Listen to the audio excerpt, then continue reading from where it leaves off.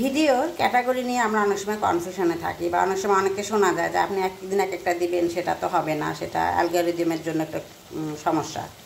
তা আমার কথা হচ্ছে, যারা ভিডিও ক্রিয়েটার বা কন্টেন্ট ক্রিয়েটর তারা কিন্তু সব রকমের ভিডিও দিতে পারে। যেমন আমি আজকে রান্না দিলাম, কালকে একটু কোথাও গেলাম ঘুরতে সেটা দিলাম, কোথাও মেলায় গেলাম, পিকনিকে গেলাম সেটা দিলাম। তো আমার কিন্তু কিছুদিন আগে আমি আমার ইয়েটা চেঞ্জ করছি, অনেক দিন পরেই চেঞ্জ করলাম, ফার্স্ট চেঞ্জ করছি, বেশি ঘন ঘন আবার চেঞ্জ করা যায় না ক্যাটাগরি। আমার একটা ব্লগার ছিল, সেটাও কোনো সমস্যা না, কিন্তু তারপরে আমি চিন্তা করলাম যে যেহেতু ভিডিও ক্রিয়েট করতেছি, ভিডিও ক্রিয়েটার একজন ডিজিটাল ক্রিয়েটারের কথা শুনেই আমি দিলাম। তো যাই হোক, আলহামদুলিল্লাহ তারপরে আমার ইয়েটাও বাড়ছে। তো যাই হোক, আমার সুবিধার ক্ষেত্রেই কিন্তু আমি আমার ক্যাটাগরির নামটা চেঞ্জ করে দিচ্ছি যে ভিডিও ক্রিয়েটার। তো ভিডিও ক্রিয়েটারে আমার সুবিধা, যেহেতু আমি অ্যারেঞ্জ করে অনেক সময় রান্নার, যারা কুকিং চ্যানেল তারা অনেক রান্না কিছু সব কিছু অ্যারেঞ্জ করে সুন্দরভাবে করতে পারে, কিন্তু আমার পক্ষে সেটা পসিবল না, বাইরের এত কাজ থাকে। যারা রান্না করে তাদেরও থাকে, কিন্তু তাদের যেহেতু কুকিং চ্যানেল, তাদেরকে কুকিং দিতেই হবে, সেহেতু তারা কুকিংটা দেয়। তো তাদেরটা কিন্তু কুকিং চ্যানেলে অলরেডি অ্যালগরিদম পাঠায় দেয়, সব ফলে সুবিধা হয়, তাই না? কিন্তু আমার হচ্ছে কি, একদিন কুকিং দেই, একদিন বাইরের ভিডিও দেই, ঘরে একটা কথা বললাম সেটা দিলাম, বা খাইলাম এইভাবে দিলাম। তো এটা হচ্ছে সুবিধা হলো যে যদি কেউ এইরকম ভিডিও করতে চান যে আমি মিক্স দিব, নানান রকম ভিডিও দিব, ট্রাভেলিংয়ের কোথাও যাচ্ছি সেটা দিলাম।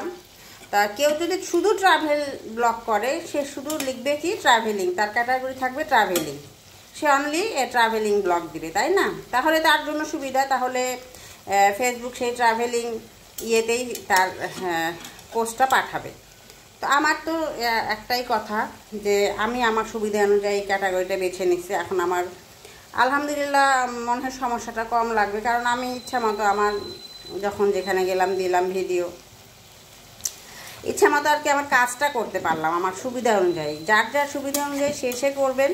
তো আমার হচ্ছে এইটুকুনি পরামর্শ যে আমার ছোট বুদ্ধিতে যা কুলায়, এটা আমি অনেক সময় খেয়াল করি, অনেকের কথায় শুনি যে কেউ এক এক দিন এক একটা দেন, সেটা হবে না, হ্যান ত্যান, কিন্তু সেটারও কিন্তু ক্যাটাগরি পড়ে, সেটা হলো কন্টেন্ট ক্রিয়েটর। যে কন্টেন্ট, সেটা যে কোনো একটা কন্টেন্ট নিয়ে আপনি করতে পারেন। আপনি একদিন সাজতে গেলেন পার্লারে, বিয়ে খেতে গেলেন, হয়তো সাজবেন পার্লারে, সেটা আপনি দিয়ে দিলেন, তো সেটা একটা আপনার কন্টেন্ট হয়ে গেল। তো কন্টেন্ট ক্রিয়েটারের কাছে কন্টেন্ট তৈরি করা, সে যেই হোক, আপনি পার্কে গেলেন ঘুরতে আপনার ফ্যামিলি নিয়ে, সেখানে খাওয়া দাওয়া করলেন, ঘুরলেন, সেখানকার সুন্দর সুন্দর সিনারি দিলেন, বা নদীর পাড়ে গেলেন, সেখানে আপনি সুন্দর দিলেন, তো তাই না? তো আমার কথা হচ্ছে যে আমার যার যেটা সুবিধা সেটাই করবে, তাই না? এখানে এক একদিন এক একটা দিয়ে যে বিপদে পড়বো তা না, বরং আমাদের যারা আমরা রান্না সবসময় দিতে চাই না বা ওইভাবে সময় গুছায় করতে পারি না, তাদের জন্য হচ্ছে গিয়ে কন্টেন্ট ক্রিয়েটারটা আমার মতে ভালো।